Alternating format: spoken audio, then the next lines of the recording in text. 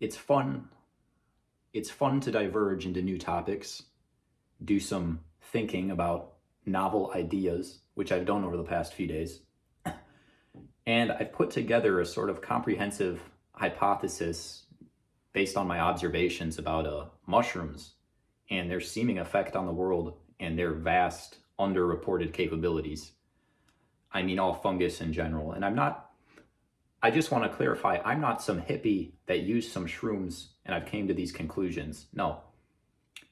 After realizing what I did about what these organisms are, I wouldn't even put mushrooms on my pizza. I want to get far away from these things. So let me tell you why.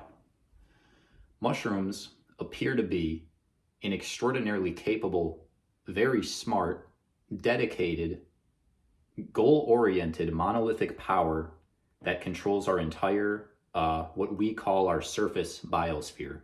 So it seems like everything above sea level is controlled under the directive of fungi.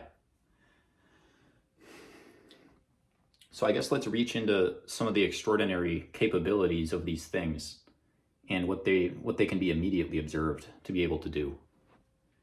Mushrooms understand animal brain activity very, very well, and they have for a long time.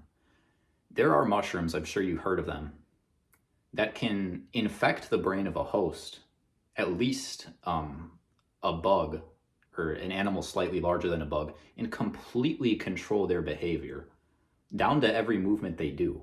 Mushrooms already know how to do that. The cordyceps, certain types of them. But I think it goes beyond that, because if you look at the types of chemicals that these organisms produce, not just the commonly known ones, psilocybin, the more popular ones, no, they produce a vast array of extraordinarily potent drugs, and it seems for the purpose of controlling animal brain activity. And you can't avoid this. Those little black spots of mold in your room are a dedicated weapon, a purposefully designed tool in order to modify your brain activity. That's why black mold grows in human habitats. That's why ergot grows on human food supply. That's why psilocybin grows on the excrement of the animals that we use to produce food. So mushrooms, being the controllers of animals, they focus on humans for a lot of the activity they do, a lot of the drugs they produce, and they make themselves appear edible, and they probably affect you through even the edible mushrooms that people say are safe to eat. But that's not confirmed, I don't think. We'll have to do more research. So what's the goals of mushrooms?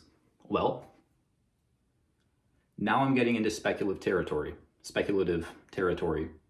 but it's just a hypothesis. Well, look at the world today. Humanity is extremely delusional. People are extraordinarily selfish. We don't really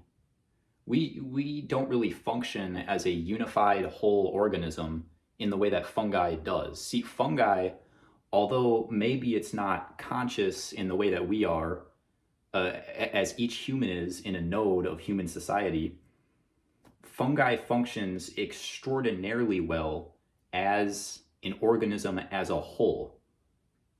And I believe that the reason humanity can't do that, the reason that humanity is divided into these warring factions, these extremely selfish sort of sects that destroy each other and keep each other down, that might be happening because of brain activity influence caused by fungi. Let me tell you why. Look at the climate today. The world is getting hotter. Truly, it's getting hotter. And the hot temperatures are also bringing floods, extreme weather, just more moisture in general into the air. Very good for fungi, very bad for humans. Let me go deeper. Everything you see around you, everything, go outside, the ground you step on, the dirt that you stand on, the trees around you, the wood and the paper that's processed into building materials, These are all direct products of fungi that it intentionally maintains. The wood that in the plaster that this room is made of right now, this is all fungal material that it created, that it's known how to create for a long, long time to serve its own purpose. And what does wood do? See, when we use wood, when we cut trees down, we turn it into building material, and then black mold, which it always does, grows on the building material.